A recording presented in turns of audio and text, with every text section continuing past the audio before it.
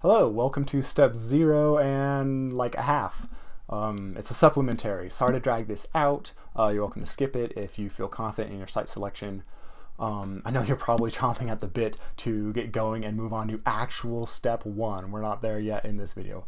But this previous video before me was getting long, and I just want to keep all these concise and on topic. So for this one, we're just going to go through the details that we had for those 2 final demonstration sites or example sites from the last video, except I've added a column to the right of each of them that lets me put in a numerical rating from 1 to 5, with 5 being the best.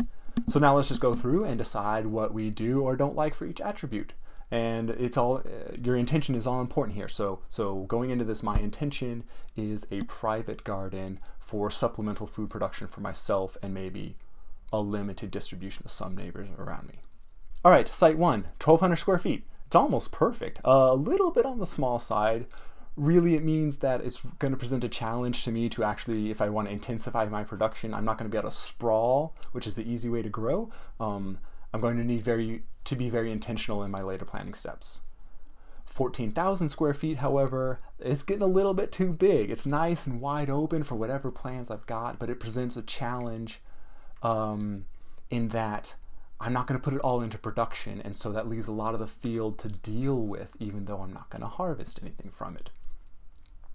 The first site is surrounded by a chain link fence, but it has 2 pedestrian gates, but it does have a bar across the bottom, and then 1 overgrown vehicle gate. While the second site is wide open with unencumbered access. There's just like this one corner that's kind of on an embankment, so the road's here, goes down like this, and then the field, so you can't drive in like that. But everywhere else is just road, field, and you can just pull off wherever you want, really. The first site is, again, almost perfect. It's very close to my house. It's within easy biking distance. It might even be walkable if I didn't need to transport any tools or anything, or if I had a ride to pick me up afterwards if I was harvesting something. So the other side, I don't know. I mean, the access is super easy. You can pull off wherever you want, but having to, it's on the other side of town for me. So having to first cross town, then needing to head to the city limits on that far side of town, it's kind of a bit much. It's not at all a deal breaker. I'll still, if that's the place that I can grow, then I'll still totally go there. It's just less optimum, so that's why it's got that score. Total sun exposure on the first site, full sun. This might be something that I need to manage in the height of summer, but it's a problem I'm happy to deal with. Too much sun is something I know how to manage.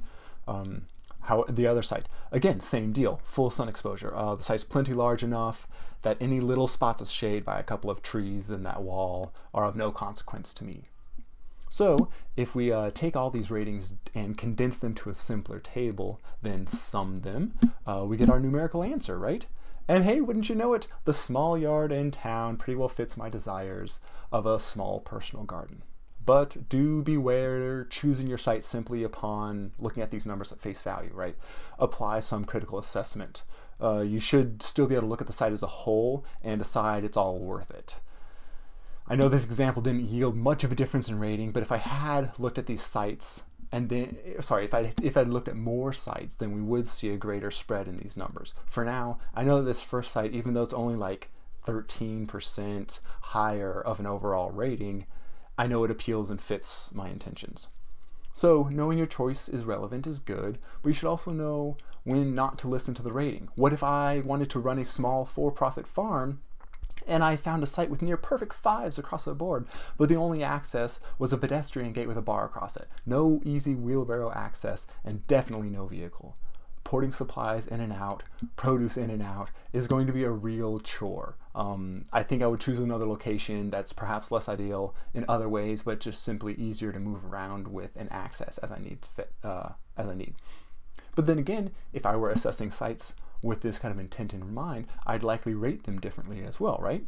So if you want, we can see what happens if I rate these same 2 sites with the different intentions in mind. So all the previous details are the same, but now I kind of want a professional production intent. And would you look at that? A reevaluation, production intent, not a hobby, and the turntables have turned.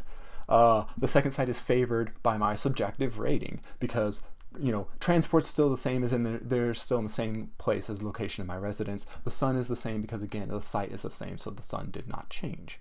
But what I expect to need from the site, the space to work in, to plant, and the requirements to maneuver, those have shifted to obviously reveal the first site as a hobby or yard garden, as we already knew, and the second site as more receptive to this full-on farming intent. Okay, so I hope that helps demonstrate the concept. If you've got any questions, I'll do my best to answer them in the comments below. Thank you.